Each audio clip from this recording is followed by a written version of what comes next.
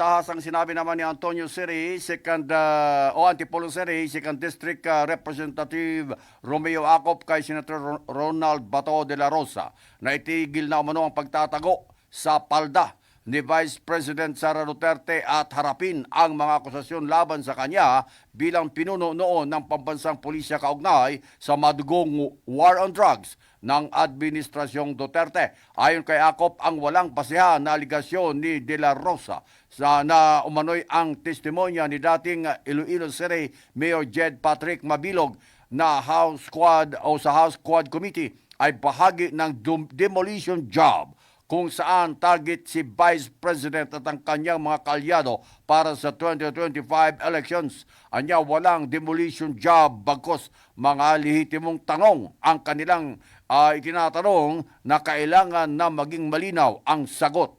Mariin ding sinabi ni Acop na walang political maneuvering ang nangyari at binigyang diin na mahalaga umano ang testimonya ni Mabilog sa isinasagawang investigasyon. Ayon pa sa mambabatas, ang trabaho ng komite ay imbestigahan at gumawa umano ng batas para matigil ang mga krimen na ito. Anya, wala silang pakialam sa eleksyon ng 2028. Ang mahalaga ay ang hustisya para sa mga biktima.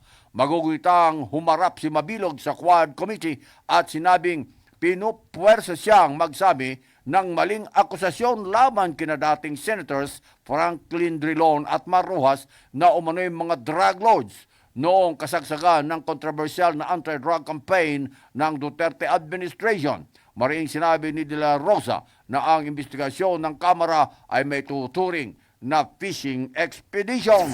MH Balita ng Bansa.